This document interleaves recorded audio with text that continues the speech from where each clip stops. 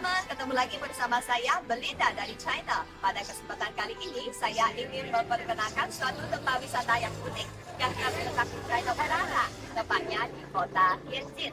Tempat wisata ini namanya Sifangzi, nama Inggrisnya China House atau disebut dengan rumah porselen. China House ini sudah dibangun sejak 100 tahun yang lalu, yang pada awalnya merupakan rumah seorang pemeromah, kemudian dibeli oleh seorang pengusaha pada tahun 2000 dan mengubahnya menjadi suatu museum. China House ini memang belum terkenal tembok besar, namun ketika dibuka pada tahun 2010 langsung menjadi salah satu dari 15 museum yang memiliki desain unik terbaik di dunia yang dinobatkan oleh Huffington Post Amerika Serikat. Untuk berkunjung ke museum ini harus membeli tiket seharga 50 rupiah atau sekitar 120 ribu rupiah. Untuk teman-teman yang ingin mengunjungi China House, disarankan mengunjunginya selain pada bulan Januari sampai Februari dan Juli sampai Agustus, karena pada waktu tersebut merupakan waktu liburan anak-anak.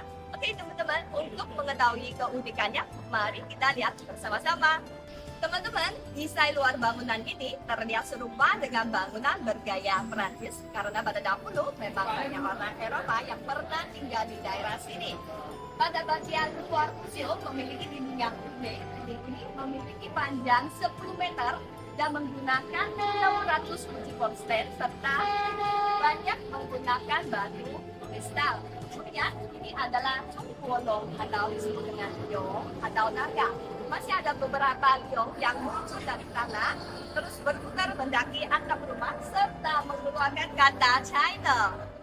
Naga-naga itu total panjangnya 760 meter.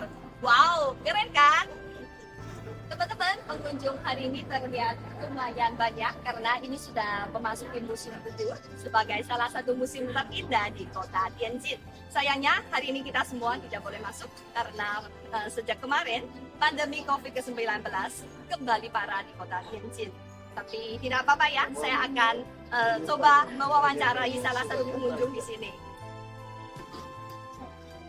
大哥您好，不好意思，可以采访一下吗？请问您是哪里人？是第一次来看这个房子吗？我这个东北人，我已经来过很多次了。感觉怎么样呢？房子就是我已经来过很多次了。没事的时候，我在这边工作上班，哎，我在天津已经来5、6年了。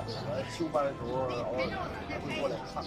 好的好的，谢谢您，谢谢您，terima kasih.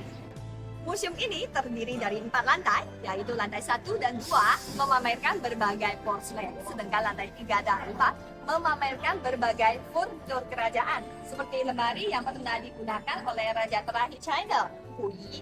Lemari tersebut memiliki cara pembuatan yang unik. Dapat teman-teman lihat, bahan yang digunakan untuk membangun museum ini masing-masing berjumlah lebih dari 700 juta keping porselen kuno, 13.000 piring dan mangkuk, 300 patung singa, serta 20 ton batu kristal dan batu akik. Penggunaan jumlah bahan yang banyak itu tidak terlepas dari sejarah China. Menurut sejarah, porselen ini sangat disukai para raja. Porselen ini diproduksi di bagian China Selatan. Kota Tianjin ini adalah pelabuhan satu-satunya yang bisa menuju ke ibu kota. Oleh karena itu, porselen yang didatangkan dari selatan harus melewati kota Tianjin. Karena melalui jalur laut dan juga memerlukan waktu yang cukup lama, sehingga sebagian porselen sudah pecah di tengah jalan. Sebelum masuk ke ibu kota, porselen ini harus diperiksa keadaannya. Untuk porselen yang sudah rusak, tidak boleh diberikan kepada masyarakat. Ya, harus dipecahkan dan dibuang ke laut karena itu hanya untuk raja.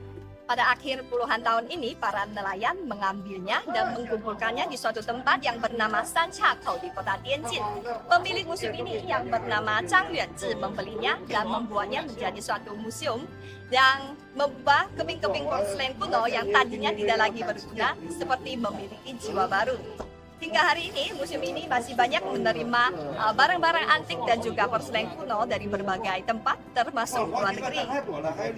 Teman-teman, melalui kamera ini Anda bisa melihat suatu balkon. Di bagian atas balkon ini terdapat banyak sekali piring dan mangkok kuno China. Mungkin Anda sekalian pernah melihat piring kunonya China di Keraton Cirebon karena pada zaman Kaisar memang dikirimkannya beserta putri Cina. Yang unik dari balkon ini adalah bagian atasnya bundar dan bawahnya kotak. Ini sangat mencerminkan filosofi orang China kuno yang namanya yin yang. Yin yang itu berarti segala sesuatu ada sisi baliknya. Bagaimana orang China menyeimbangkan yin dan yang adalah cara pikir orang China menyeimbangkan manusia, alam, serta dunia. Teman-teman, China House ini tidak hanya merupakan rumah porselen, tetapi juga seperti suatu cermin yang bisa melihat sejarah dan juga kebudayaan China. Bagi teman-teman yang suka dengan kayu, porselen, dan juga kebudayaan China, mungkin suatu saat nanti bisa mengunjungi China House. Inilah video hari ini, saya ingin menutupnya dengan suatu pantun. Ada nasi, ada bubur, sebentar lagi kita libur. Ada Borobudur, ada tembok besar. Semoga kedua negara semakin makmur.